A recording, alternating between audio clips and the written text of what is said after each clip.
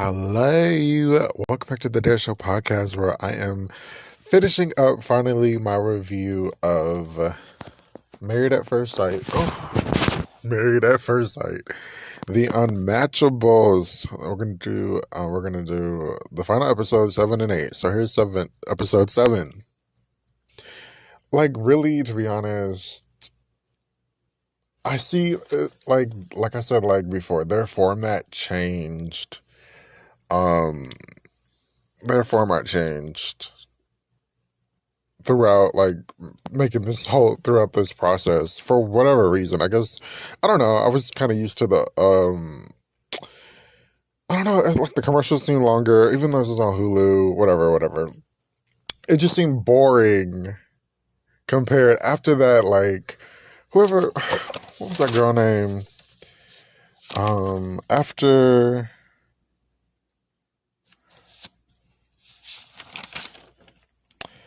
Irvin and Stephanie, baby.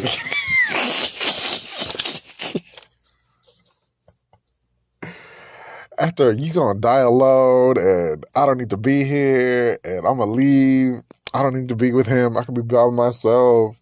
After Irvin and Stephanie, it kind of just like it, it climaxed there. It was just kind of boring, but I kind of got more excited for episode 8. But episode 7, we have her niece, who's 34. She's into BSM. She's into Harry Potter. She's a nerd. She's getting older. So she, like, goes straight to the point with, like, this kink thing. The kink thing, the kink thing was a little, like, I get it, because if you're, like, a kinky person, you want to make sure you're satisfied, but I feel like she kind of was just going a little bit too hard in the paint for it. It's just like every other word was BDSM and Harry Potter and bend me over. It was just, like, too much. So she gets to talk to Pastor Cal, I think it was, and they were, like, giving her yeah. It was like a group, sort of like a what is it called? A focus group.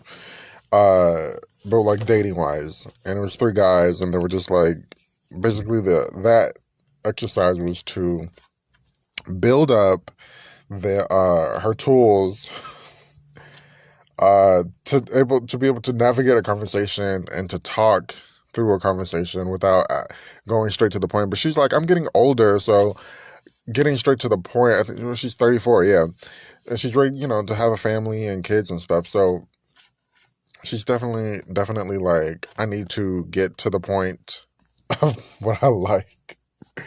But they were like, you need to bring it on down. You need to bring it on down, because you don't need to fire off with what your desires are. You need to fire off with your more morals and stuff like that. So she kind of got that. The dude was like, have you ever heard the phrase "make a hoe into a housewife"? And she's like, are you calling me a hoe? I was just like, oh, I'm done. She meets with some black witches. I think the thing about black witches, this black witch ceremony and reading and whatever you want to call it, whatever they did, it was something about black people and different specialties and how they'll take care of each other. She was, like, calling her baby and honey and just really, like, nurturing her. Like, I get you and you get me, so I'm going to take care of you. And they did, like, this, like, laying on the table and, like, reading her body and her chakras and stuff. And she was like, your heart is open. I might be messing this part up, but it was like, your heart is open, but you're not completely open or something like that. And she ended up, like, revealing, she was, I don't know if this was real or fake. I think because she looked like she wasn't crying. But then I think at the end, I saw, like, a little bit of makeup run. It was weird. I don't know if it was fake or not, but she ended up expressing and telling everybody that she was sexually assaulted And that made her want to, that, I don't, I kind of didn't understand it because it was like that sexual assault, I'm not gonna say inspired, or it sparked her to want to have. Did she like the sexual assault? I don't know. I'm trying to understand. I don't know if she liked the sexual assault or not, but it seemed kind of like she liked the sexual assault. But anyways, because she's into the like, BDSM thing, and she's like, I wanted to now after my sexual assault, I wanted to explore and be satisfied sexually. So I was like, okay. So, anyways, we meet Chad. Oh my god, I forgot to get Chad's age. I think he's like 30 or 35 or something like that. Chad. He doesn't commit. He eats a lot of popcorn. He's on the, it was like this weird popcorn diet. He lost a lot of weight, so he became very insecure. I believe he was dating for the wrong reasons. Chad was all dating for the wrong reasons. Like it seemed like he was like dating very much for like looks and not depth, and that came into play at the blind date that they did. For some reason, Dr. Viviana decided that she wanted to become HD TV and remake his entire house because his house was a mess. He had plants everywhere. It was not like messy, but it was just like a mess. Like you need to get some order in here, and it was like plants and just other stuff everywhere. And so she's like, "I'm gonna come in. I'm gonna make your house a home. Um, you've been here for a year. You need to like settle in, settle down." So he got this, quick, easy home home makeover. And that was pretty much it. Uh, what did I write here? I don't even know what I wrote. He went on a little thing with Pastor Cal, and he went on this like, oh, okay, yeah. They did this menu tasting, and it was a bunch of food that looked nasty, or it looked good, but it tasted nasty. And he got the whole like, this is like very visual therapy, visual things, trying to visually get him to understand. You need to choose.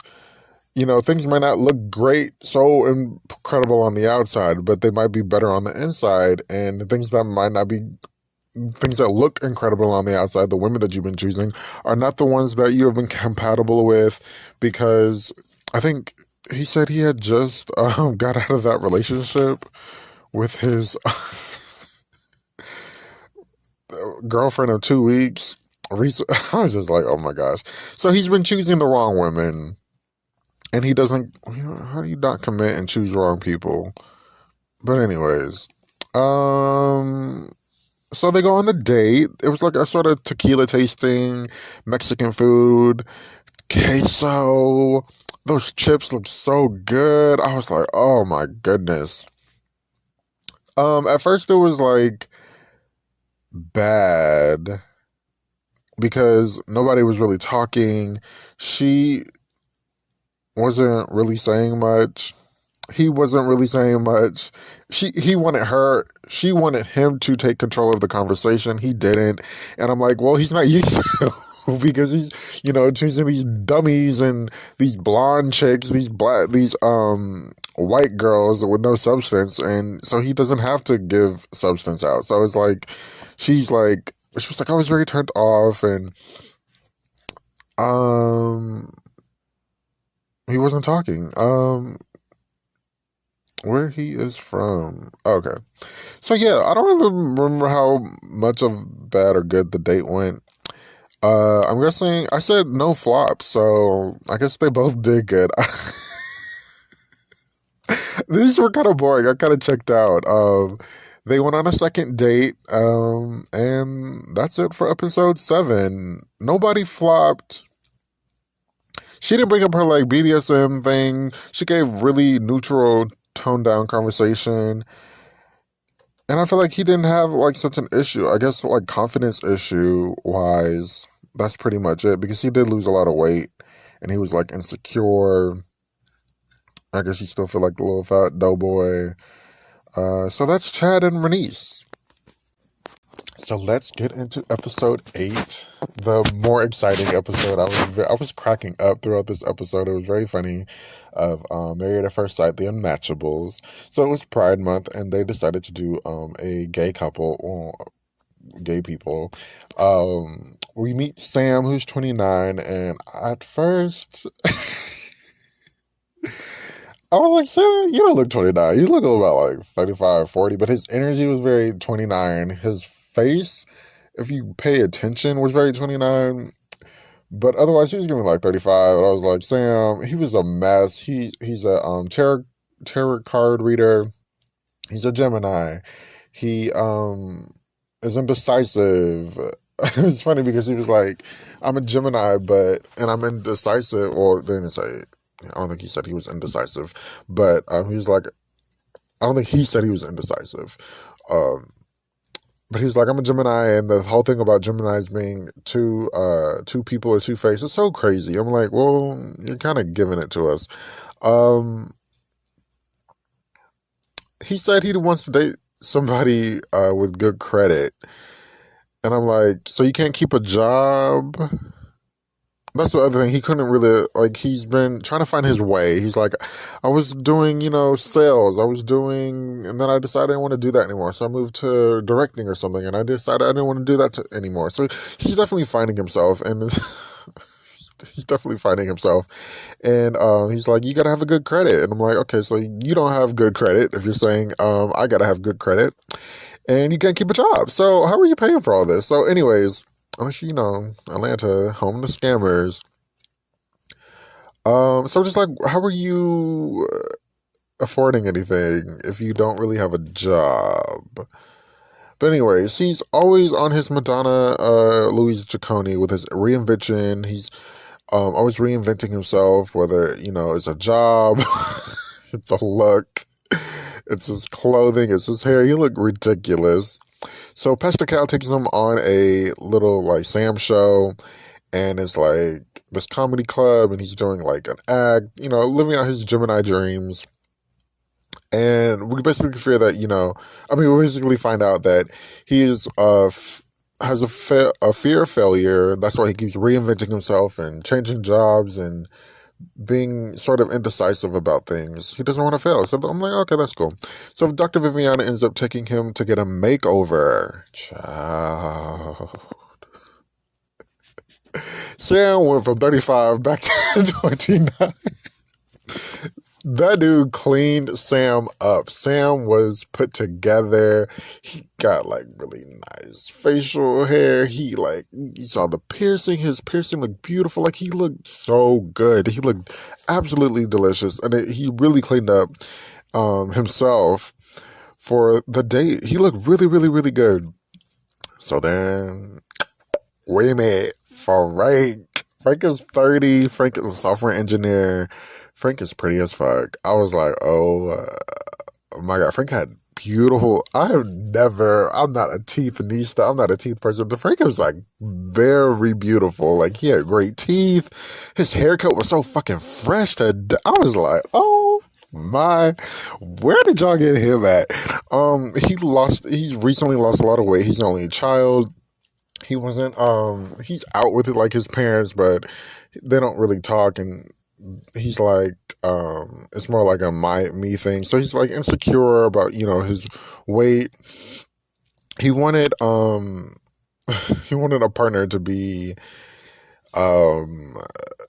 similar to him, very stylish. And it was like, okay, you've lost a lot of weight, and now you're trying to fit into this like Instagram mode thingy, and it's not fair to, whoever you're trying to get married to, for them to, fit into this mold also. So this was the first double, I guess this was the finale. It was the first challenge, quote unquote challenge, where Dr. Viviana and Pastor Cal came together, and they're in the middle of the streets of Atlanta, and they want him to share personal information out loud on a microphone. It ended up helping him, but I'm just like, this is just a little too much. We could have done this like in a comedy store. People came around. They didn't sign their NDAs, so this was like a real moment because they had their faces blocked off. Uh, yeah, but it ended up opening him up, and he was like sharing crazy things about his first crush and an embarrassing moment when he was fucking somebody. So it was just like what light is that? It was a good moment for him. So then he goes dancing with this dude named Cantrell, and I'm like, Cantrell is very familiar. I'm like, Cantrell, I've seen Cantrell before. Cantrell's a choreographer. I looked it up. He's a choreographer on, I think, like the Dancing Dolls or whatever that Dancing Black show was. Uh, but I feel like I've seen him somewhere else. But I guess that's where it's from. So Lifetime just, gave him an extra check, and Cantrell and Dr. Thick Viviana, that lady is thick. I was like, oh God, who is thicker, Frank or Dr. Viviana? So they go dancing, and they're doing like this choreography, and it ends up opening him up to being more comfortable in himself. He's like taking off his shirt. Frank, Frank is fine as fuck. I'm like, oh my God. Frank was showing off his legs. He, they gave him like this like little costume. He was like, oh, this looks cute, so I'll go try this out. He was like being a sport. Like when he was doing the other challenge with in the street, he we kind of like for a second thought, he was not gonna do it. But this time he was like being a sport. He liked the little costume. He was doing the choreography. They added some more dancers. It was like a whole moment. It was a cute moment. But Frank, So then they end up going on a date, Sam and Frank. And Sam gets to talking, and he's talking, and he's talking, and he's talking. It's like, Sam, you gotta bring it in, sweetie, because he's talking as the Sam show brings out, the Gemini takes over, one of the personalities take over, and he's just talking. Like literally, you guys, I cracked up because he was talking and talking and talking. I also cracked up when Sam met Pastor Cal, because Pastor Cal's like, hey Sam, Frank. He's like, Frank, nice to meet you. So, what kind of woman do you like? And I was like cracking up. And Frank was like, what the fuck are you talking about? A woman. That was funny.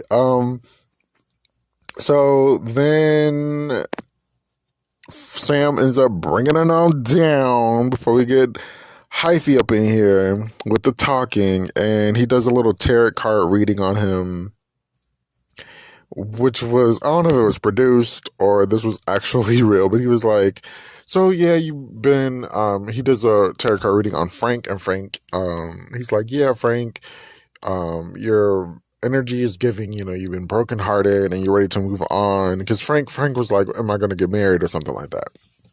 And he's like, yeah, you're gonna do fine. Your energy is bringing that you're brokenhearted, but you're ready to move on. He's like, yeah. So I'm like, okay, this might be fake. I'm not sure yet, but anyways. So then, sipping some wine, and then Sam was like, can you show me what your little dance move was? Because he found out that his challenge was, he had just done like a little choreography thing. So Frank gets up, and he's like pop locking it, dropping it, and he's spinning and dipping it, and not spinning it different, but he was like freestyling because he had forgotten. It was a little cute moment. Then they get up both and dance, and it was like awkward, funny, fun, awkward moments of dance. And yeah, I don't know if they were lying about the attraction towards each other, because Sam looked really good, but yeah, no. Excuse me. Maybe I should have said that. Anyways, so they're like, are we gonna exchange numbers? They exchange numbers. It was like awkward. Sam was like, Sam really wanted to go on a second date, and he was like, I'm not sure. We'll see. But I'm excited. It was like, I don't know. It was weird at the end. It was giving no energy, pretty much. Not no energy, but no energy. The energy was of NO. So they didn't go on a second date, but they said Sam was trying to go home with Frank, and I was just like, you know what? Sam was cracking all kind of sexual jokes. He was like, Dr. Viviana's coming over with my best friend, so I'm about to get double teamed, and that wouldn't be the first time. I was like, oh.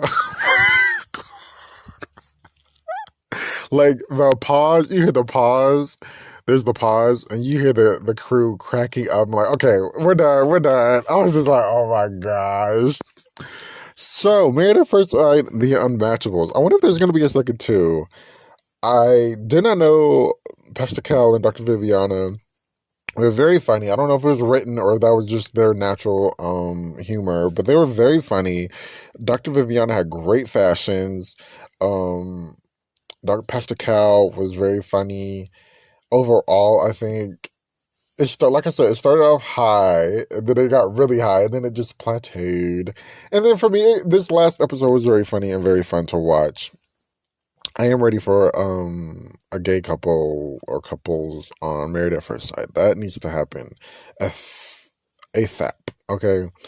Who flopped? Oh, I think Sam flopped on this one. I think Frank did really good. He was very open. He was very yes, and as the in the theater community goes by. Yes, and Sam, he reverted back, to the Sam show because Sam was talking for a long time. I was just like, oh my God, Sam. Overall, I would watch another season of this. I do hope they're filming another season. This was pretty interesting, pretty fun.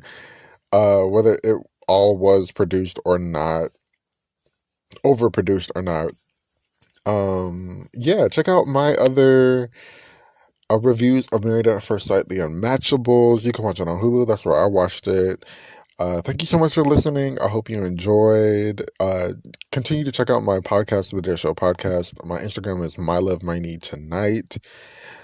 Shout out to Janet Jackson and the Velvet Rope. The best album ever. One of the best albums ever.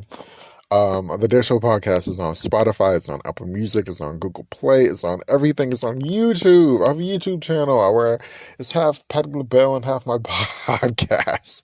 I looked at this one video of Patti LaBelle that I uploaded. It had like 85,000 videos today. I was like, oh, I did not know that. So thank you for listening.